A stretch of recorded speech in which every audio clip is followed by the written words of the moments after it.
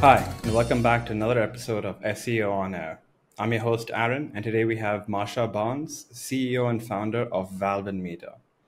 We talk about strategic decisions to reach financial success, the importance of measuring ROI on SEO, and performance-based marketing strategies.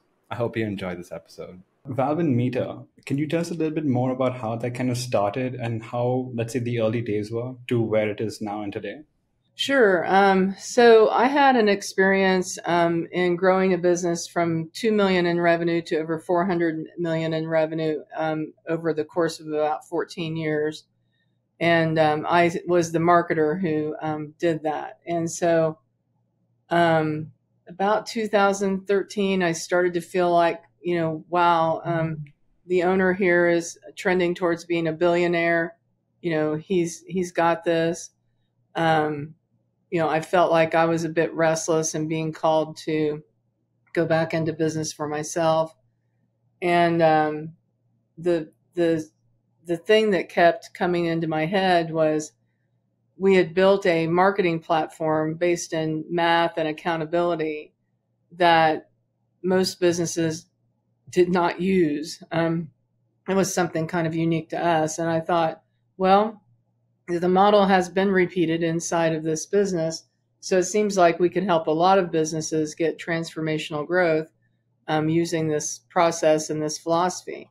And so I left that company in 2013. I owned a small part of it, took about a year off, and then went down the path to create about what you see as Valve+Meter today. And we actually were born out of another business's failure. And that business ran out of cash, and so I ended up taking 16 of the employees at the agreement of the owner whose business had failed.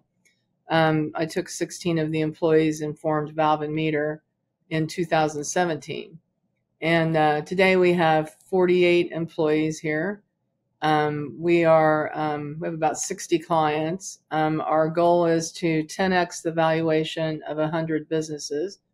And we've done that a handful of times already, and we're on track to do that with several others. I also, my intent here is to grow this business and then convert it to an employee-owned business. So this part of my career is more about taking others along with me in the journey, and I get a lot of joy from that. Who are the clients that you mainly serve? So about half of our business is in the home services industry. So think about things that you need help with in your home, your HVAC, plumbing, electric, roofing, windows, those types of businesses. If it involves getting into a home, we're really good at that. And then 40% of our business, I think, is business to business. And these tend to be more traditional businesses, manufacturing, industrial services, commercial and industrial contractors that are dependent on salespeople going out and creating leads and closing deals. It's very difficult for a good salesperson to have the capacity to do both of those things. And typically it's a high revenue per deal transaction. With healthy margins. And what we do is we go in and help open up their world to leads that are coming in for those salespeople rather than trying to prospect cold. For starters, I'll kind of give you more context on my business. I am a HVAC company called Keep It Cool. I have a very okay website, let's say. It's got like the basics of SEO done. Let's say not too much of the technical side of it.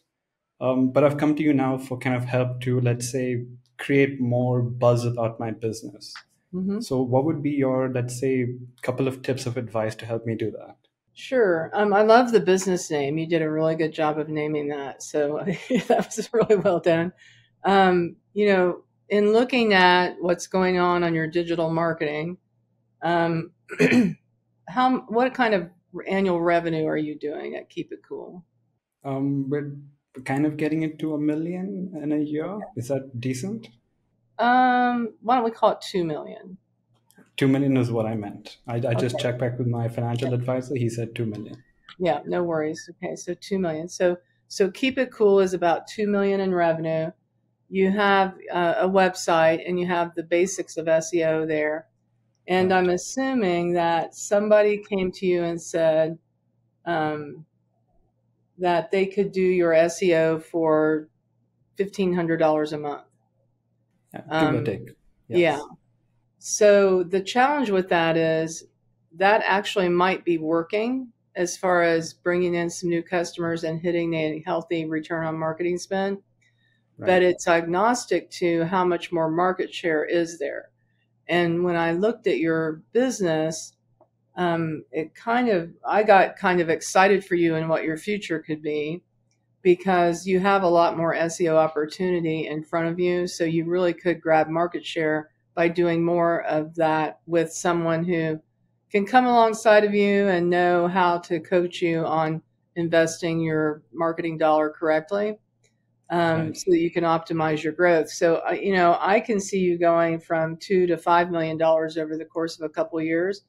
And I know that that would help you have a better, obviously you would make more money, but it would be a better environment for your employees. I know that's important to you, Aaron, from where your values are at, that Right. you want to be able to promote people and offer people jobs. You could have stronger benefits by being bigger and making more money. So I would say let's go deeper into the math and the marketing tactics that you have in there, and let's figure out what a path that you could grow down to reach your full potential and the potential I see in you, so that Right. you can have a transformational result. Okay, so what would be, let's say, my next step then if I've gotten the, let's say, my revenue and budget kind of tracked down, and I Hmm. have, let's say, a little bit of the SEO basics taken care of? Right. Do I have to, let's say, rinse and repeat this process every 6 to 12 months? Or do I have to actually go back and analyze what I did in the 6 to 12 months to then make the next process done? I would say more the latter than the former. Right. The challenge that a lot of people fall into, now you wouldn't fall into this because you're a great marketer, but they Thank tend you. to buy marketing in this home services industry as a checklist. I need a website, I need SEO, I need pay-per-click, I need social media, I need to do some billboards, some TV, and some radio.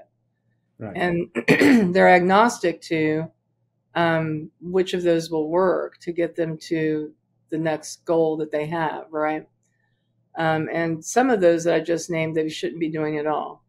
Um, Okay. and then on top of that, they don't understand digital marketing, and so it's easy for them to get taken advantage of. You would never do that. I would never do that. But unfortunately, we're not all that there is in the business world, right? Right. So in the HVAC industry, it's a commonly held belief that you need to spend a certain percentage of revenue in order to grow. And optimally, that's going to be between 8 and 10% of revenue. So Okay. currently, when we did your data intake on Keep It Cool, you're currently spending about 5% of revenue on marketing, which would say that you're going to stay flatline or grow about 5%. The industry says if you spend 10% of revenue, you'll grow 10 to 20% year over year. I believe Okay. that is a false way to look at it. All right. I think what you want to look at is you have an unlimited budget for marketing that works. So measure what's working for you and then do as much of that as you can buy while you're testing into your next opportunity. Is that So helpful? it is, but like, let's say I am doing that. What are some common mistakes that you would maybe see me doing? Right. Not tracking the return on marketing spend and going with how much is the traffic increased or keywords on page one or likes or clicks or impressions. You really need to be able to track as much of it as you can back to the revenue that was generated for the dollar that you invested. That's the most common error that I see. Right. Secondly, it would be viewing your website as complete and done, right? So people think they're going to build a website and it just kind of goes on the internet and that's it. But the truth is that Google really gives favor to the website being treated as a living, breathing organism that's consistently having content developed on it, additional pages added to the website, backlinks being grown on the website, the Google, everything looking like it's actively being managed. Because search is a battle of king of the hill. You can win a category or a word, a keyword, but then people are going to try and knock you off that keyword. So you constantly have to be doing more and adding more. Right. And in this, let's say, particular instance, if I'm not that, let's say, experienced in this field, would it just be better to outsource all of these services, or should I probably just start building my team in-house? Right. In my book, Here We Grow, I deal with this in the book quite a bit.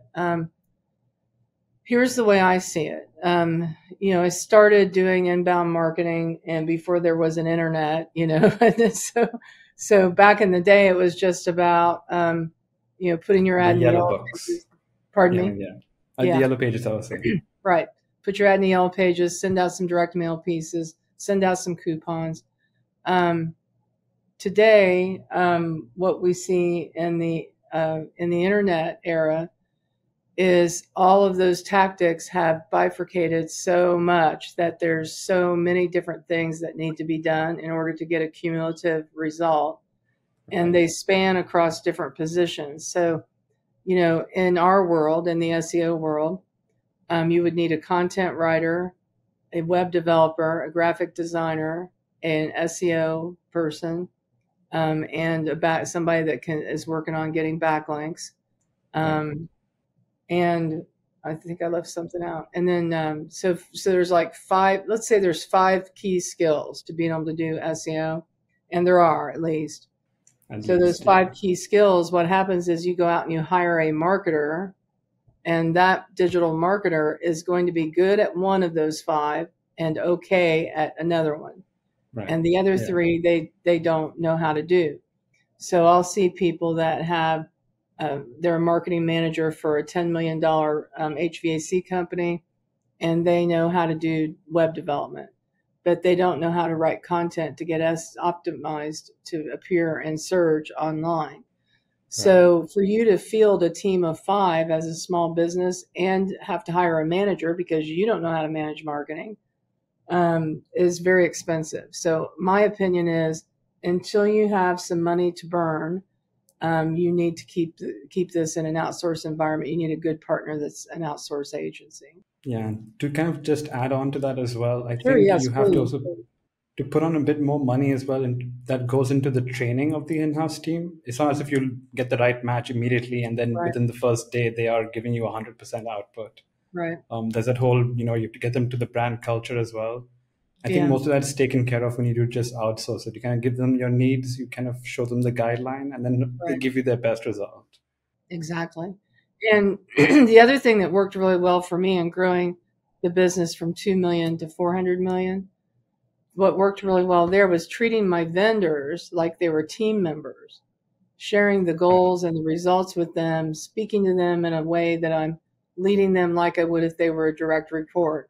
So many times we get in a vendor relationship and I don't know what happens to people. They get day one, they're like angry at you. And I'm like, man, if you had hired me for a job there, would you be treating me this way today? Right. Would you say to me in the interview process, look, I've been ripped off before and I'm afraid I'm going to get ripped off again, but I'm thinking I'll give you a job. You would never say that to someone. It wouldn't come off as something you would want to work at. Right. So today I think you have to have a different mindset of thinking of those vendors the same way that you would think of a team member directly. Are there, let's say, any resources that you would recommend our viewers and listeners, books or podcasts? Someone I have followed for a long time is Peter Diamandis with Abundance 360. He's working a lot in the futurist thinking world, artificial intelligence, longevity, robotics, just all of the things that are coming so quickly. So I think I'm looking at enrolling again in his program that he has. He's pulling together some of the world's best thinkers on what do all of these things mean. In fact, on a call I was on with them last week, they said one of the things that they're talking about now is by 2030, so that's 7 years off, by 2030, we will be aging and we will have the opportunity to age in place.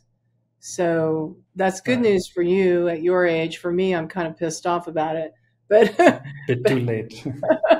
but the medical solutions are there to allow you to age in place. So today they can do 8 months for 12 months. And there is, it's expensive, but it explains phenomenon like Cher, how does she still look that good, in her 80s? Right. But if there are a lot of things that they're working on longevity that are going to change the face of the planet. I might have a good friend that works at the largest agricultural agri-sciences business in the world, Corteva, used to be Dow AgriSciences, and they're focused on feeding the world population growing at the rate we're forecasting now.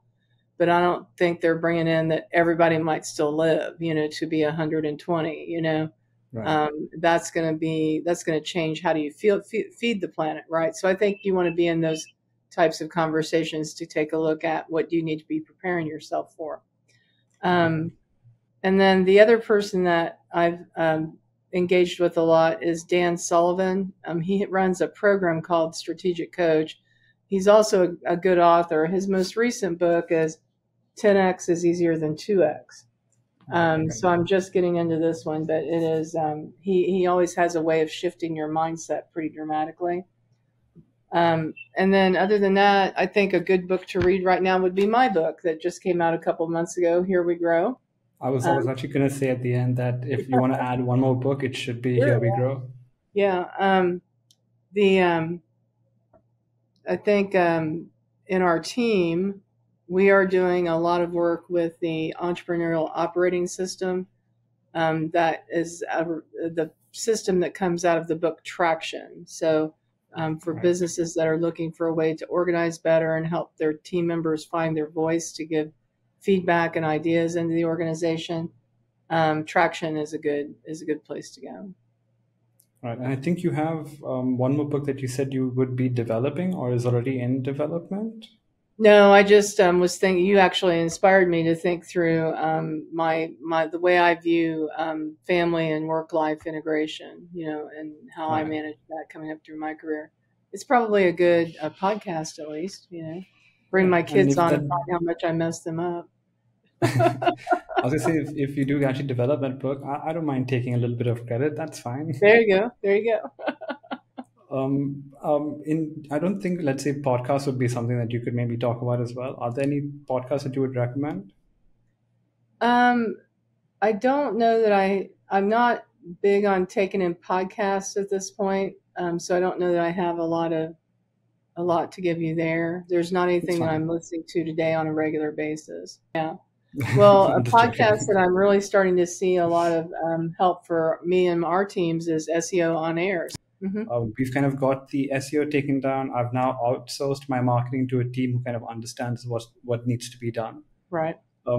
I've now come across this term called performance marketing, and I have no idea what to do about it. So I'm coming to you for a little bit more help. What exactly is performance marketing? Sure. And how can I use it to my advantage?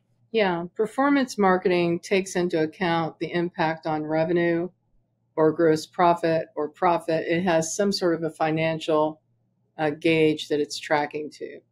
So in our world, typically that's revenue tracking. And so we're measuring for every dollar that we're being paid by you to do marketing, how many dollars of revenue are you getting back for every dollar you spend?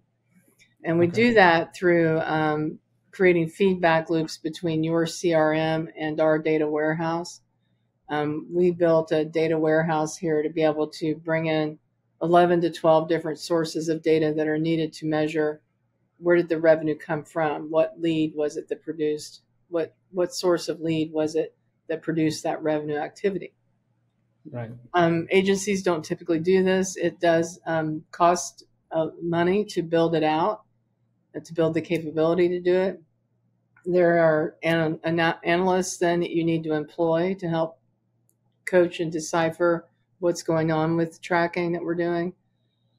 so that business owners can make the right decisions. And it's not always a marketing decision that they need to make. Sometimes we're finding in our data that this group of salespeople is not doing well when they're in the home on this type of lead.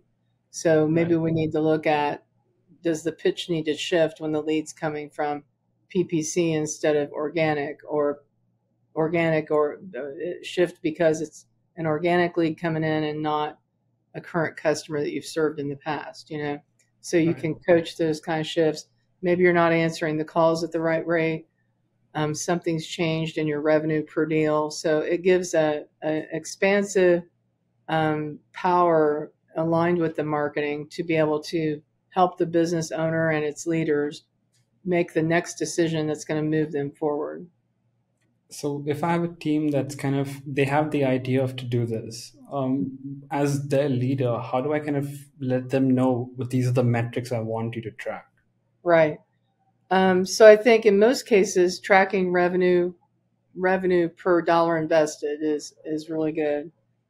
And that's the marketing part of the business. But then we need sales to perform too. So tracking the close rate on the leads that are coming in, and tracking the revenue per deal. Those three things: return on marketing spend, close rate, and revenue per deal, are going to be the biggest levers that you have in nearly every business as far as being able to make it grow profitably. Okay. So again, I've got my team now, kind of, they have the picture that I've painted for them. They have an idea of how to kind of track the metrics as well, and they know what metrics to track too. How do I start off with like the strategy end of it? Do I plan it out with the team entirely? Can I just do this on my own? Do you mean with your internal team or on your own? Yeah. Should Okay. I just with my own plan and then show it to them, or should I just be discussing with them? Hey, listen, how do we all Yeah. get this together? Well, it's very difficult these days to get your ideas executed when you give them all the things you want done. Unless you Right. involve the people in the process, they're not as bought in, and so it's harder to get a result. So, again, if I'm assuming that we're going to use an agency partner, maybe you're vetting agencies and get it down to the last two or three that you want the team to look at, and Right. then bring them into the process. I think having your team have very deep discussions on what can they do to help marketing work better, like improve the close rate, improve the revenue per deal, get the equipment costs down so that there's more room for marketing budget. Whatever the business model is and the places that it has its key performance indicators, each business leader needs to be saying, here's what I can do to make sure that our marketing works better. The most important relationship that I have when we have a client is not the CEO, it is the head of sales. Because if I'm not Okay. in good partnership with the head of sales, we can't make it work. Okay. So ideally, I would also need a head of sales to kind of, let's say, get a more clearer picture of what I need and what my goals are. Right. At your size, you're probably the head of sales right now, and Yeah. that's okay too. But if there's a team member that heads up sales, that's who we really need to be working closely with. We have a client that we've taken over the last 3 years from 70 million in revenue to 125 million. And on the day that we delivered the strategy, the owner said, "What's the most important thing for us to accomplish together in order for this to succeed?" And I pointed at his VP of sales and said, "That guy needs to be my best friend." Right. And that, 3 years, 4 years later, that guy and I are best friends. I actually actively mentor him. And in the process, the business grew so much that he became part owner and got promoted to the president's job. And when that happened, my executive team took his executive team out for a big celebration dinner because we Nice. felt like it was a moment in time that was showing the path to a 10x valuation that was happening because of this leader who had helped make this work. Right. It kind of shows how a little can go like a long way, and it really Right. does determine how that relationship can build on so much more. Yeah. Did you ever feel at some point that let's say, having that relationship with this salesperson might, let's say, hinder another relationship with another client? Not really, though, right? I think it's Yeah, more putting I in that effort, I think. yeah, I think I'm so abundant in my approach with folks that it's rare that someone feels like they're being overlooked for another client. Right. It's my perception. If you're getting results, they don't care that much, Yeah. Um, but customer intimacy is something that I'm starting to value more and more as we go along. With 60 clients, I have trouble being deeply connected with everyone, obviously. But I need my team to do that. A few weeks ago, my granddaughter's a year and a half old, and she loves cottage cheese. And her parents took a picture of her with the cottage cheese container like over her whole head Right. and trying to get the last of the cottage cheese out. Do you know what cottage cheese is? Yeah. Yeah. Okay, got it. I didn't know if that was the same here and there. I think it's And the just dog, called differently in India. uh, and the dog is in the picture. It's super cute. And so the brand of the cottage cheese is the forefront of the picture. So I Right. posted the picture on Facebook and tagged the brand company into my post. 2 weeks later, I get home from work and there's a hand addressed envelope from their head of marketing thanking me with a little note inside, thanking me for posting that picture and how much that her team had enjoyed that. And it had handfuls of coupons for discounts on their brand, on their products. I don't know how they Right. got my home address, but my family, we've probably told that story 100 times since then. Um, Yeah. Another place that I was at, I observed another business owner. He's in the IT managed services space, serving a pretty large commercial laundry. And he was meeting with the board one afternoon, and then the board was going to go out to dinner that night together. At the end of the evening, we find out that the owner of the IT managed services business had paid the dinner bill for the client and his board. Again, customer intimacy, right? The I see you moments that happen. Yeah, I think it's kind of hard to find that kind of, let's say, relationship with most brands nowadays because they do feel like they need to have that disconnect in order to maintain their Right. profits. I Right. don't think they understand that it kind of works hand in hand. You build that Yeah. relationship, the profits kind of follow suit. Right. It's blueberry season here in Indiana. And so we had Blueberry Day here at the office a couple weeks ago. And I posted a picture on LinkedIn of what was going on Blueberry Day. And within an hour, one of our technology vendors, Gong, sent a dozen blueberry donuts from Dunkin' Donuts to the office with a post-it note on it that said, "Have a great Blueberry Day, Team Valve+Meter." Oh, You know, right. that's customer intimacy. And so I think I'm trying to figure out what does that mean for us at Valve+Meter. But I think that's going to become a competitive advantage for businesses as we move into a future where we're disconnected from one another more and more. Do you feel that there are places where AI like ChatGPT can help me out? Artificial intelligence is looking at available information it has without fact checking that information. So we need to be cautious with that. We find it helpful to build outlines on topics and then we're fleshing out the content from there. But I have a colleague in business who had a team member. He's in a pretty sensitive crime type environment with his um, it's a digital product that he's doing that's helping solve cold cases in crime. Right. And one of his people um, came into work on Monday, and she had written like 50 pages of content on 25 cold cases. And he asked her, "How did you get all this done?" And she said, "I pulled an all-nighter and just stayed heads down on it Saturday and Sunday and got it done." Well, they Right. published it, and it turned out she had used Chat GPT, and so she didn't have correct facts in it. And within 2 weeks, he was getting cease and desist orders from attorneys Right. representing families saying, "This is not correct, and it's not permissible to use our family here." And do you feel that maybe in terms of, let's say, for advice, Could I ask ChatGPT for some advice, like the Yeah, questions I've asked you today? right. Yeah, I think you could. And do you feel like some of their answers would be still accurate, or would they still be a bit, let's say, vague? I think it would be exactly accurate to the level of what the problem is that I see in HVAC marketing today. Like it'll give you a high level overview of what this is, but it's not yet at the spot where it's going to be able to use logic and facts to generate the outcomes we're generating on revenue, return on marketing spend. So it can write a lot of content, whether that content's going to be able to provide traffic to you. We're still in the testing phase on that. I think that's going to take a while to vet out entirely. Yeah, I feel like there are moments where I've used it for simple math questions and it's kind of given me really weird answers to kind of make me feel like, hey, how much can we really trust these AI tools and where do they actually falter and where do they actually, prove to be good? Right. In the couple of months that you've maybe used ChatGPT and AI, do you feel like you would rather use, let's say, your own noggin? Or do you think that it can still help out here and there?